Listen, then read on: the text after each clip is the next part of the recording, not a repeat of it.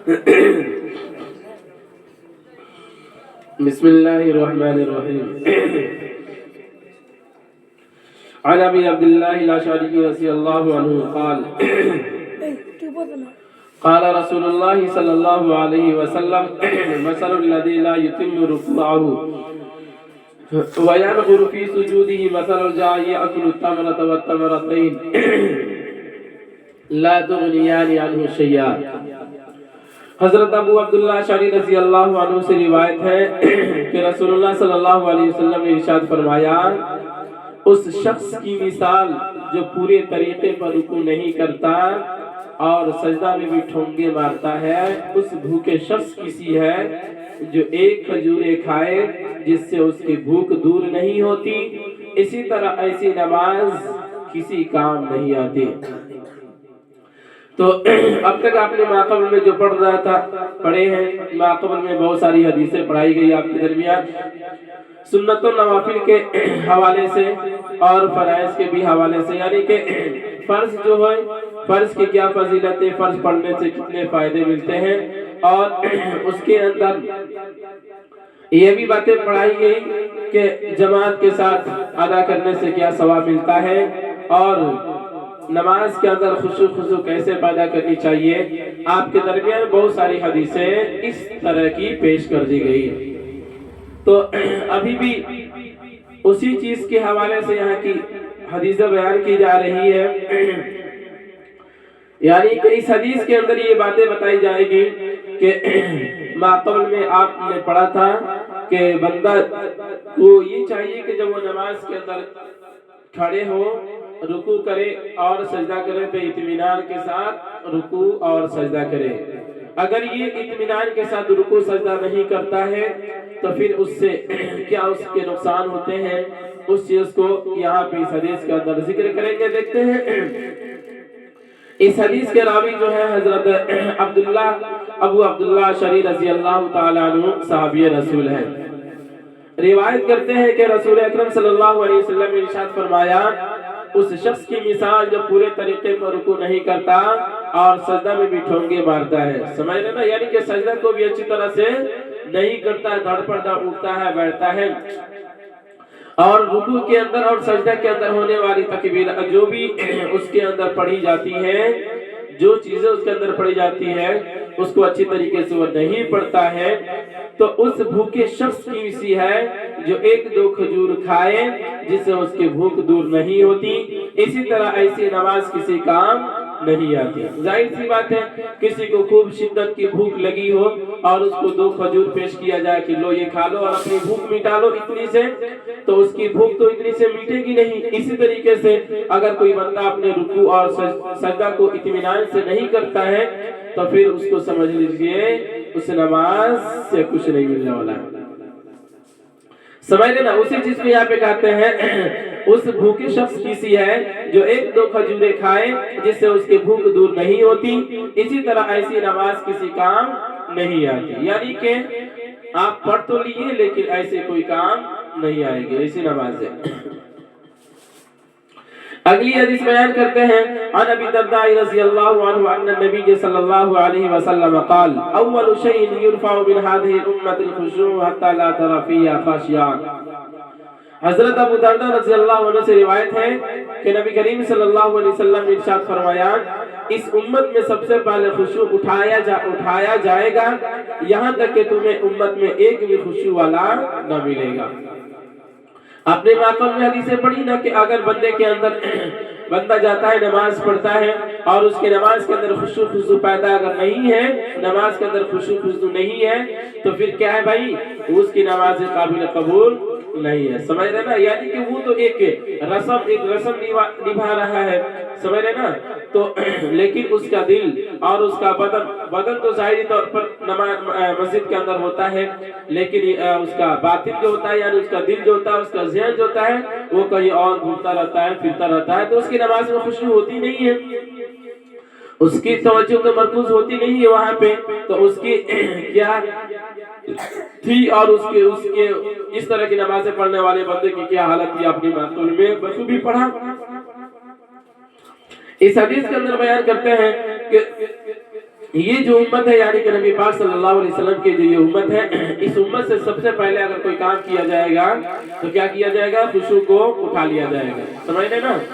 خشوع کو اٹھا لیا جائے گا، اس کے بعد پھر کیا ہوگا؟ رفتہ رفتہ ساری چیزیں پیش آئے گی۔ اسی چیز کو بیان کرتے ہیں حضرت ابو دردہ رضی اللہ تعالیٰ عنہ روایت کرتے ہیں کہ نبی اکرم صلی اللہ علیہ وسلم نے ارشاد فرمایا اس امت میں سب سے پہلے خشوع اٹھایا جائے گا۔ کیا کیا جائے گا؟ خشوع اٹھایا جائے گا۔ ظاہر سی بات ہے، دیکھو جب کیا کہتے ہیں، اتنا تو طے ہے کہ قیامت آئے گی، ہے نا؟ اتنا تو طے ہے کہ قیامت آئے گی، اور کب آئے گی اس کا صحیح علم جو ہے وہ آپ اللہ تعالیٰ ہی کے پاس ہے، سمجھ رہے نا؟ لیکن رفتہ رفتہ یہ ہوگا، اس کے کچھ علامات، کچھ نشانیاں ہیں جو حدیثوں کے اندر ملتا ہے کہ حدیثوں کے اندر ذکر کر دیا گیا کہ اس کی یہ قرب قیامت میں یعنی کہ جب یہ دنیا تباہ ہونے والی ہوگی تو اس سے پہلے دنیا کے اندر رونما ہونے والی کچھ چیزیں ہیں، تو اگر یہ چیزیں ظاہر ہونے لگے تو سمجھ لو قیامت جو ہے وہ کافی زیادہ قریب ہو گئی ہے، اب آنے والی ہے، سمجھ رہے نا؟ تو ظاہر سی بات ہے سب سے پہلے کیا ہوگا کہ اس امت سے خشوع اٹھا لیا جائے گا۔ جب خشوع اٹھا لیا جائے گا تو لوگ کیا ہوں گے؟ وہ جائیں گے اسی طریقے سے، وہ نماز پڑھیں گے، نماز تو ان کی قبول ہوگی نہیں، ہے کہ نہیں؟ سمجھ رہے نا؟ دیکھیے کوئی بھی چیزیں ہوتی ہے اس کی قبولیت اسی وقت ہوتی ہے جبکہ اس کے اوپر توجہ مرکوز ہو اور دھیان ہو۔ ایسا نہیں ہے کہ آپ لاپرواہی کے ساتھ، سستی کے ساتھ اگر کسی کام میں لگے ہوئے ہیں تو اس کام میں سفل ہو جائے یا کہ وہ کام سفل ہو جائے، ایسا نہیں ہوتا ہے۔ دنیا کے اندر کے بھی نظام ہے نا، تو بھلا اللہ رب العزت اگر اللہ رب العزت کے دربار میں جائے اور پھر کیا کریں؟ لاپرواہی اور سستی کے ساتھ کھڑے رہیں تو پھر اس کی کوئی گنجائش نہیں ہے کہ نہیں؟ پھر یہ کوئی بات نہیں ہے۔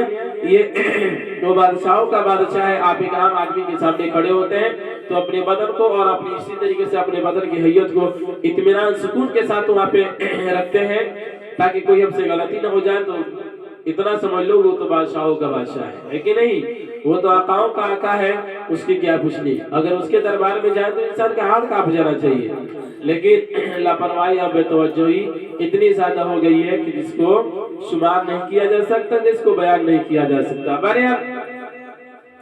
اسی چیز کو یہاں پہ بیان کیا کہ اس امت میں سب سے پہلے خشوع اٹھایا جائے گا، یہاں تک کہ تمہیں امت میں ایک بھی خشوع والا لوگ نہیں ملیں گے۔ یہاں تو سب لگے ہوئے ایک دوسرے کی ٹانگ کھینچنے میں ہے کہ نہیں؟ سب ایک دوسرے کی غلطیاں کو بیان کرنے میں لگے ہیں۔ انہیں یہ فکر نہیں ہے کہ ہمیں کیا کرنی چاہیے بھائی، ہمیں اپنی آخرت کو سنوارے اور اپنی دنیا سنوارے، یہ اس کی فکر ذرہ برابر بھی نہیں ہے۔ حالانکہ یہ ساری چیزیں قرآن و حدیث کی روشنی، قرآن و حدیث کا مطالعہ سے کہیں یہ ساری چیزیں نہیں ملتی ہے، سمجھ رہے نا؟ ورنہ تو پھر قرآن کریم کی آیت صاف صاف ہے نا، لنا اعمالنا ولکم اعمالکم، ہے کہ نہیں؟ کہ بھائی تمہارا اعمال تمہارے لیے، ہمارا اعمال ہمارے لیے ہے، تو پھر اتنی بحث اور حجت کی کیا ضرورت ہے؟ تم اپنا کام کرو نا، ہم اپنا کام کر رہے ہیں، سمجھ رہے نا؟ تو یہ ساری چیزیں لا علمی اور جہالت کی ایک حد درجہ کہہ لیجیے، ایک جہالت کی وجہ سے یہ ساری چیزیں دیکھنے کو مل رہی ہے۔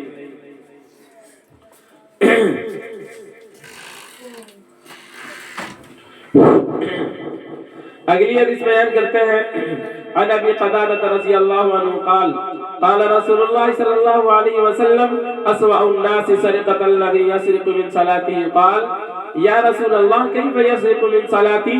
قال لا يتم رکوعها ولا سجودها او لا يقيم صلبه في الرکوع ولا في السجود۔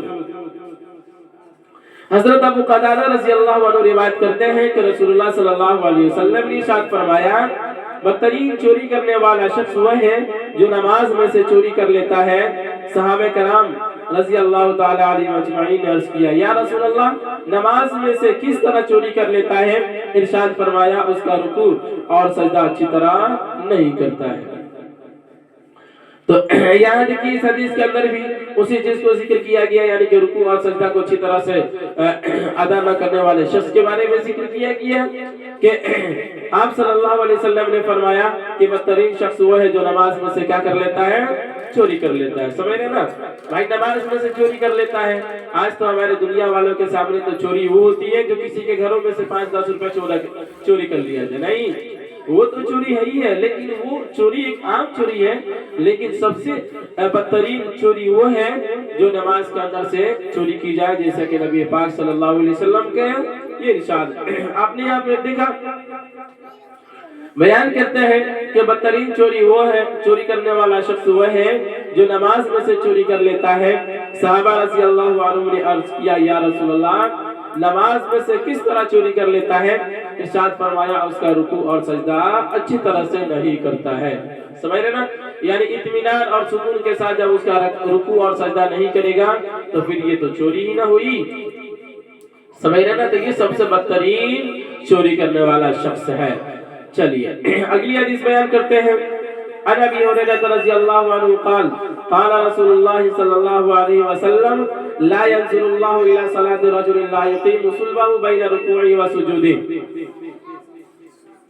حضرت ابو ہریرہ رضی اللہ عنہ روایت کرتے ہیں کہ رسول اللہ صلی اللہ علیہ وسلم نے ارشاد فرمایا اللہ تعالیٰ ایسے آدمی کے نماز کی طرف دیکھتے ہی نہیں جو رکوع اور سجدے کے درمیان یعنی قوما میں اپنی کمر کو سیدھا نہ کرے، قوما میں اپنی کمر کو سیدھا نہ کرے، ایسے شخص کی طرف اللہ رب العزت دیکھتے بھی نہیں ہے۔ اسی چیز کو یہاں پہ ذکر کیا یعنی کہ اطمینان اور سکون سے نہ پڑھنے کی چیزیں بیان کی گئی۔ اس حدیث کے راوی جو ہے حضرت ابو ہریرہ رضی اللہ تعالیٰ عنہ صحابی رسول ہیں، روایت کرتے ہیں کہ آپ صلی اللہ علیہ وسلم نے ارشاد فرمایا اللہ تعالیٰ ایسے آدمی کی نماز کی طرف دیکھتے ہی نہیں جو رکوع اور سجدہ کے درمیان یعنی قوما میں اپنی کمر کو سیدھا نہ کرے۔ قوما جیسے کہ کھڑا ہوتے ہیں نا، سمجھ رہے نا، قوما کے اندر جیسے کہ رکوع سے جب کھڑے ہوتے ہیں ٹھیک ہے نا، تو کمر جو بندہ اگر سیدھا نہیں کرتا یعنی کہ اچھا سے کھڑا بھی نہیں ہوتا ہے جب تک کہ وہ کیا کر لے پھر وہ رکوع یعنی کہ اگلے رکوع اور سجدہ کے اندر چلا جائے تو پھر ایسے شخص کی طرف اللہ رب العزت دیکھتے بھی نہیں ہے جو رکوع اور سجدہ کے درمیان یعنی قوما میں اپنی کمر کو سیدھا بھی نہیں کرتا ہے، اچھی طرح سے کھڑا بھی نہیں ہوتا ہے، تو پھر کیا ہو جاتا ہے سجدہ میں جھک جاتا ہے۔ سمجھ رہے نا؟ تو ایسے شخص کی نماز کی طرف اللہ رب العزت نہیں دیکھتے ہیں، اور جب اللہ رب العزت دیکھوے نہیں کریں گے تو قبولیت کی بات کہاں سے آئے گی؟ سمجھ رہے نا؟ تو بھائی دیکھیں گے تب نا۔ تو اس لیے ان ساری چیزوں کو دھیان میں رکھتے ہوئے اپنی نماز کو مکمل کرنی چاہیے۔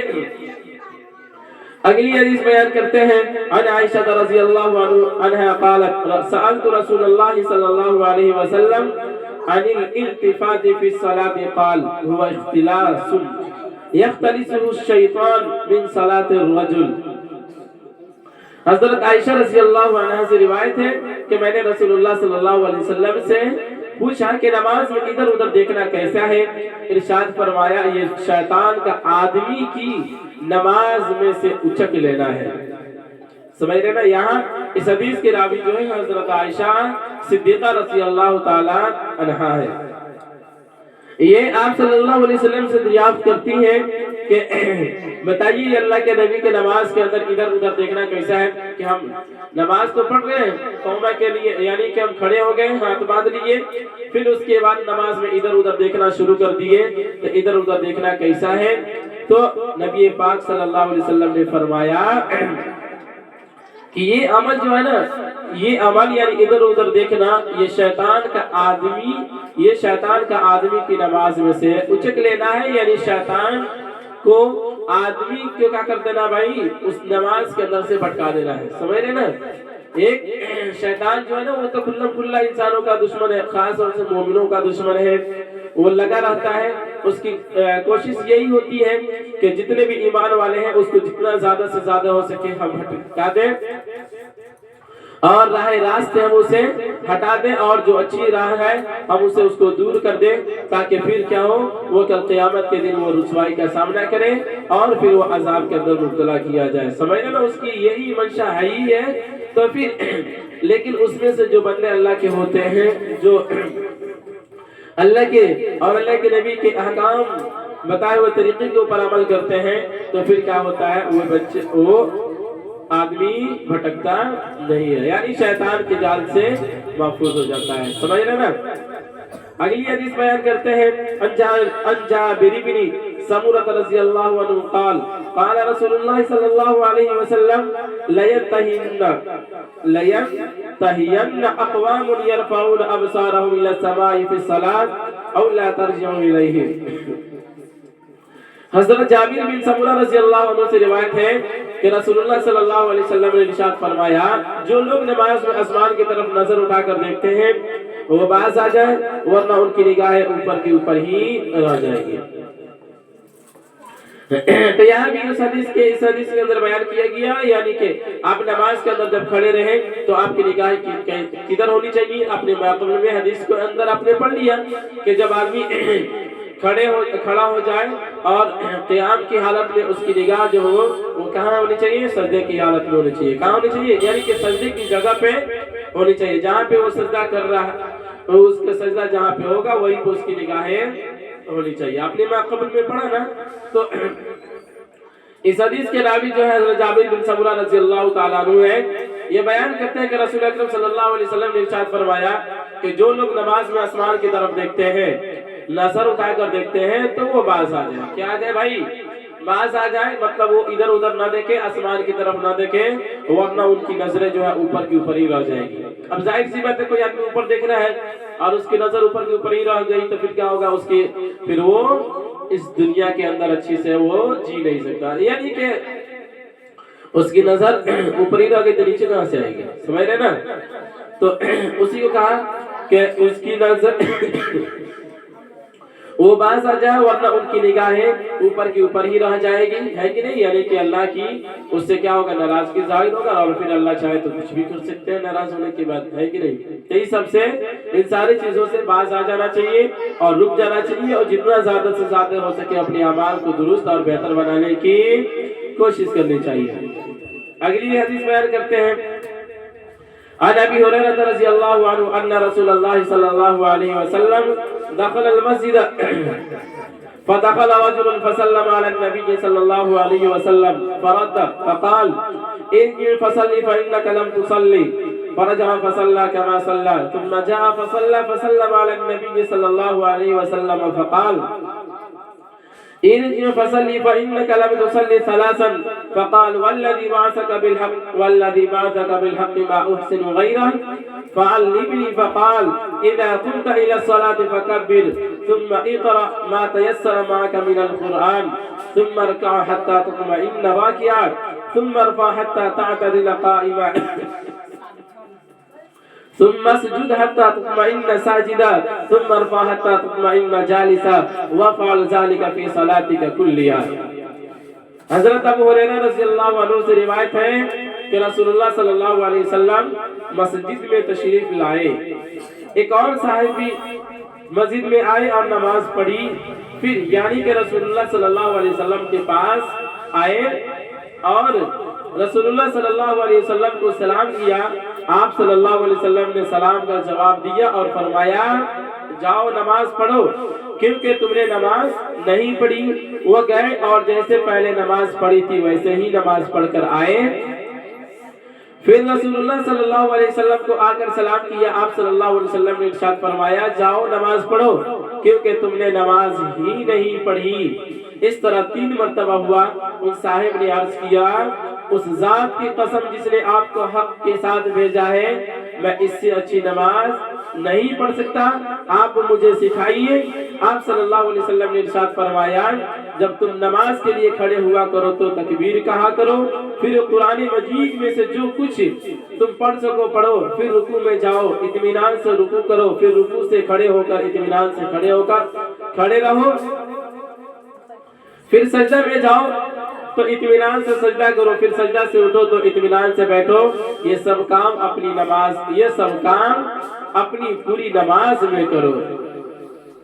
دیکھ رہے نا، یعنی کہ آپ صلی اللہ علیہ وسلم کے زمانے میں آپ صلی اللہ علیہ وسلم جب مسجد میں تشریف لائے تو ایک صاحب تشریف لائے ہیں کہ نہیں، تو آپ صلی اللہ علیہ وسلم کے پاس وہ آئے، نماز پڑھ کر آئے اور سلام کیا، تو پھر آپ صلی اللہ علیہ وسلم نے ان کو سلام کا جواب دیا اور فرمایا کہ بھائی جاؤ کیا کر لو، نماز پڑھ لو۔ سمجھ رہے نا؟ یعنی کہ ان کی نماز کے اندر کہیں نہ کہیں کچھ آپ صلی اللہ علیہ وسلم کی نماز کے مطابق ان کی نمازیں نہیں رہی ہوگی، جس کی وجہ سے آپ صلی اللہ علیہ وسلم نے انہیں حکم دیا کہ کیا کرو، تم جاؤ پھر نماز پڑھو۔ سمجھ رہے نا؟ تو اس کی وجہ یہ بیان کی گئی، آپ صلی اللہ علیہ وسلم نے ان سے یہ کہا اس لیے تم جا کر نماز پڑھو کیونکہ تم نے نماز پڑھی ہی نہیں ہے کہ نہیں؟ حالانکہ ظاہرا تو وہ نماز پڑھ کر آئے تھے نا، جیسا کہ آپ نے پڑھا بھی، وہ تو نماز پڑھ کر نہیں بھی کیے تھے، لیکن آپ صلی اللہ علیہ وسلم نے کہا کہ تم نے نماز نہیں پڑھی۔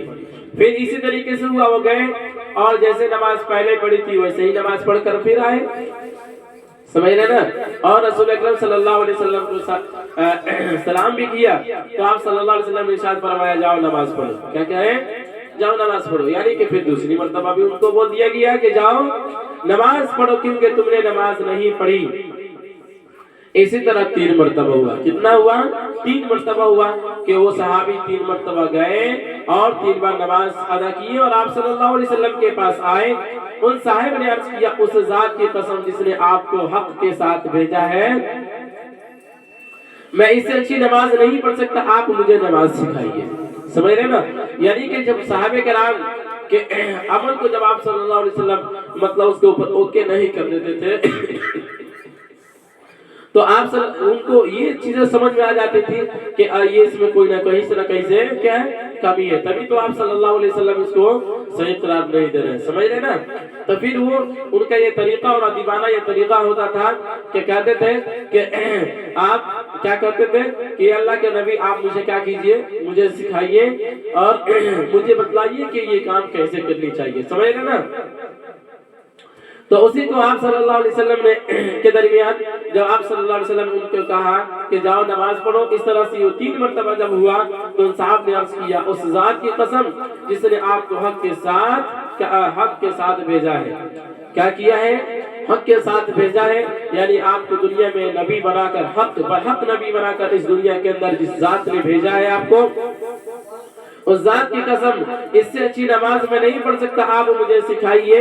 یہ آپ صلی اللہ علیہ وسلم کے سامنے اس طرح کا جملہ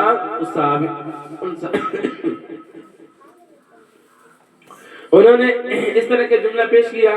پھر آپ صلی اللہ علیہ وسلم نے ارشاد فرمایا کہ جب تم نماز کے لیے کھڑے ہوا کرو تو سب سے پہلے تکبیر کہا کرو، کیا کرو؟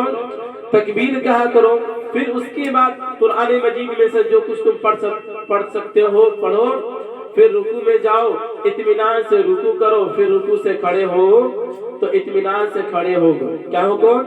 رکوع سے اگر تم کھڑے ہو رہے ہو تو اطمینان کے ساتھ کھڑے ہو گو، ایسا نہیں کہ رکوع کے اندر گئے اور جلدی سے پھر کیا ہو گئے؟